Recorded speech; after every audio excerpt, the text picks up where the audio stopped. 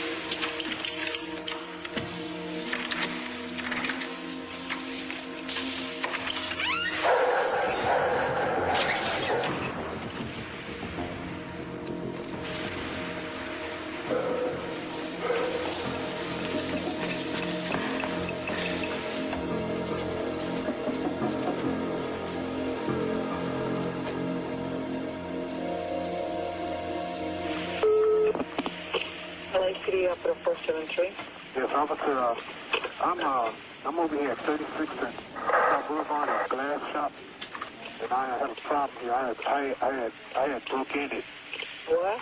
I had broken the glass shop, and I can't get out because there's too much glass inside in my way of the doorway. I know I shouldn't have did it. I'm turning myself in. Do you have any weapons? No, I don't. I have no weapons on me. Are you black or Hispanic? Black. What are you wearing? I didn't believe him at first. I thought it was a prank.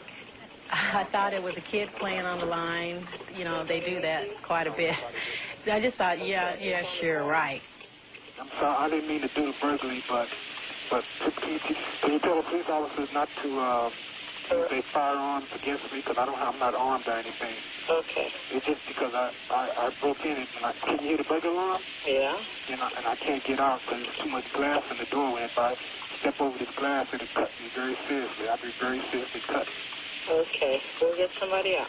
It's not often at all that you get a call where a suspect is perpetrating his crime and he's calling in on himself. This is not no prank call, officer, for real. This is a real thing. All right, mister. Thank you. All right, it won't take long, will it? I hope not. Okay. Do you need an ambulance or anything? No ambulance. All right. Bye-bye.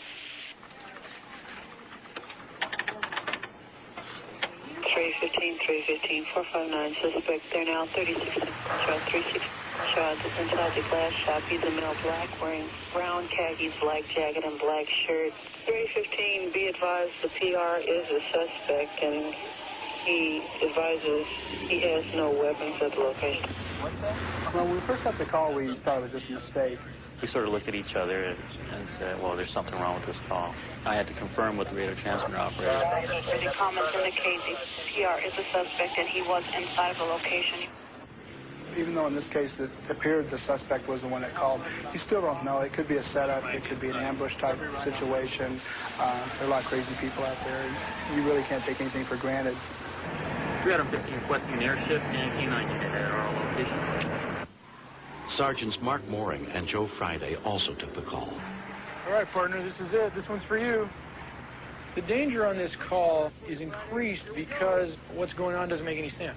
Suspects don't call you and tell you where they are.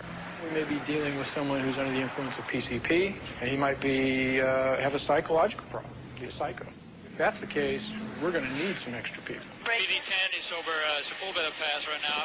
We'll be responding to your call. We're heading on your way. Barnes and Wong were first at the scene, followed almost immediately by the police helicopter. The chopper surveyed the area, but could find no one.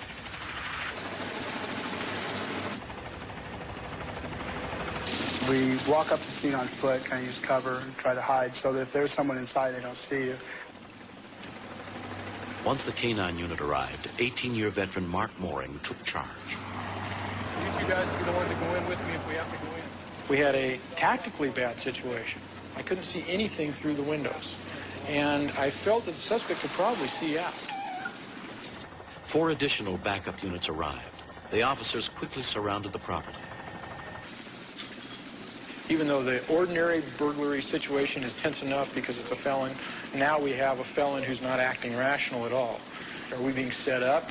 Is there really nobody in there and it's somebody that's behind us that wants us to pay attention this way? It was up to Sergeant Friday to find out. He certainly could smell the suspect inside. I developed a plan with the officers that were there to approach this location and send the dog up to the hole.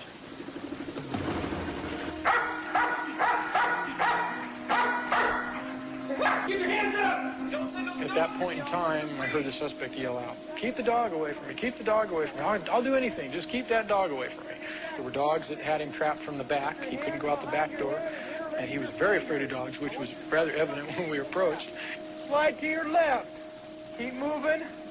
Keep moving. Stop. Okay, it's yours. Take him. It only broke out a hole about 2.5 feet round. All the edges of the glass and the plastic went toward the inside. So when he started to crawl out, I imagine it was kind of like crawling through the end of a tin can that had been cut open or something. This was definitely one of the easier felony arrests that I've had. I think even like thank this for getting him out. It doesn't take a lot of brains to be a burglar, but this guy had none. What would you steal from a glass store that was worth anything? You can't take out big pieces of glass and really expect to go far with it. I just felt kind of sorry for him. That, you know, here's this jerk that's stuck in the building and he can't get out.